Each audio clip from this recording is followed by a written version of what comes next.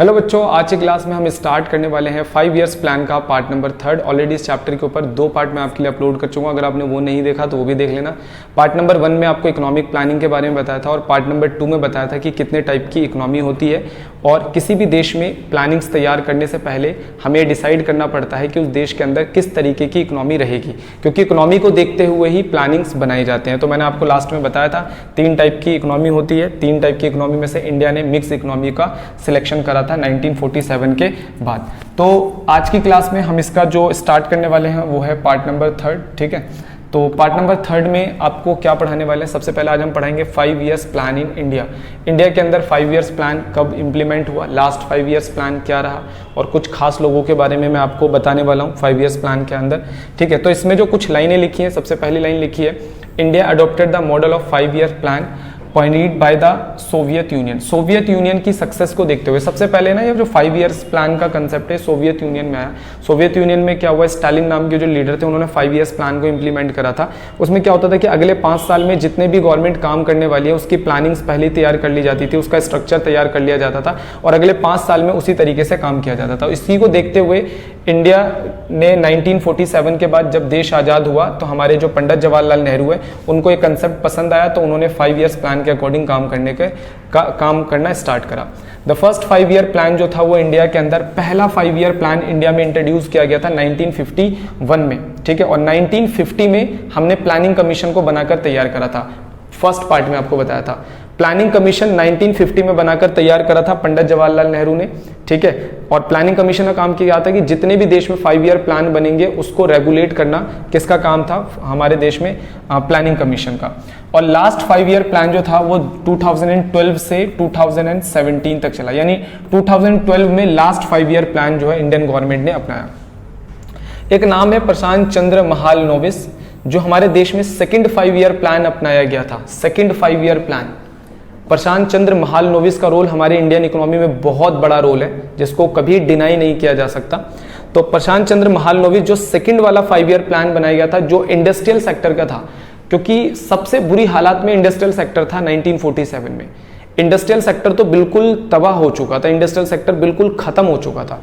तो industrial sector का जो मॉडल तैयार करा था 1956 वाले 5 इयर्स प्लान में, सेकंड 5 इयर्स प्लान में, वो प्रशांत चंद्र महालनोबिस ने ही तैयार किया गया था। और प्रशांत चंद्र महालनोबिस ने ही 5 ईयर प्लान का आइडिया जो है वो पंडित जवाहरलाल नेहरू के सामने रखा था।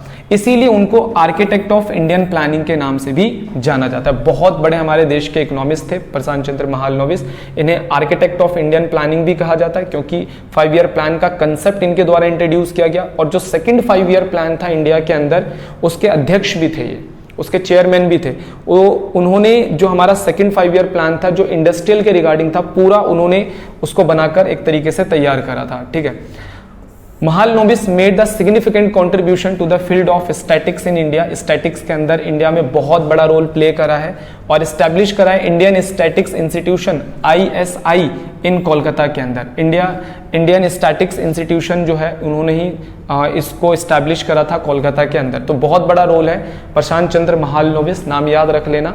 सेकेंड 5 ईयर्स प्लान के अंदर पूरा स्ट्रक्चर इंडस्ट्रियल सेक्टर का इन्होंने तैयार करा था। इन्हें हम लोग आर्किटेक्ट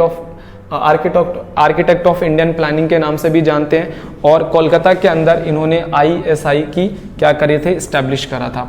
ठीक है, और यहाँ पर देखो मैं एक पिक्चर भी आपको दिखा रहा हूँ, पंडित जवाहरलाल नेहरू है, ठीक है, कुछ लीडर्स के साथ, और यहाँ पर महालनोबिस इनको कुछ बता रहे हैं। तो ये एक इमेज थी, तो महालनोबिस की इमेज भी मैंने आप लोगों को दिखा दी। Need for planning in India. 1947 में जब हमारा देश आज़ाद हुआ था तो हमारे को प्लानिंग की जरूरत क्या थी? ये बहुत ही सिंपल सा क्वेश्चन है कि प्लानिंग की जरूरत क्यों? प्लानिंग की जरूरत ये थी कि हमारे को इसका जवाब फर्स्ट चैप्टर में मिला था। हमें अच्छी प्लानिंग की जरूरत इसलिए थी क्योंकि देश की आधे से ज़्यादा पॉपुलेशन एग्रीकल्चर सेक्टर में लगी थी, जो बिल्कुल क्या था, बैकवर्ड था। एग्रीकल्चर सेक्टर में बहुत ज़्यादा रिफॉर्म्स की जरूरत थी। इंडस्ट्रियल सेक्टर खत्म हो गया था, जिसे दोबारा जिंदा करना था। डेमोग्राफिक प्रोफाइल के बुरे हाल थे, बर्थ रेट, डेथ रेट बहुत ज़्यादा हाई था। इतनी बुरी कंडीशन हमारी देश की थी, तो क्यों नहीं प्लानिंग के ऊपर काम किया जाना चाहिए था?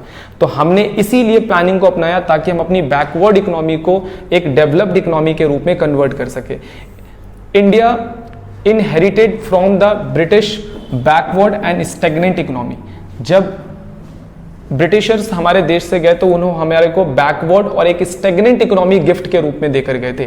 Was backward as the level of output and productivity were low. जिस इकोनॉमी के अंदर आउटपुट और प्रोडक्टिविटी बिल्कुल ना के बराबर थी, पर कैपिटल इनकम, नेशनल इनकम की ग्रोथ बिल्कुल ना के बराबर थी, such an economy could not be left or to the market force of the supply.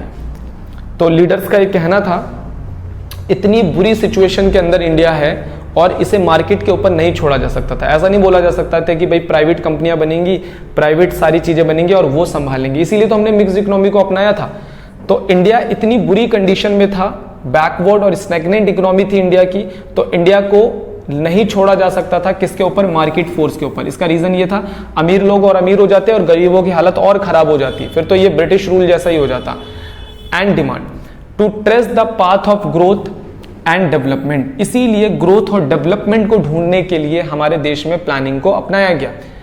It needed a big push of investment, बहुत ज्यादा जरूरत थी कि देश में इन्वेस्टमेंट को बढ़ाया जाए, सपोर्टेड बाय द गवर्नमेंट, जिसमें गवर्नमेंट की बहुत ज्यादा हेल्प की जरूरत थी।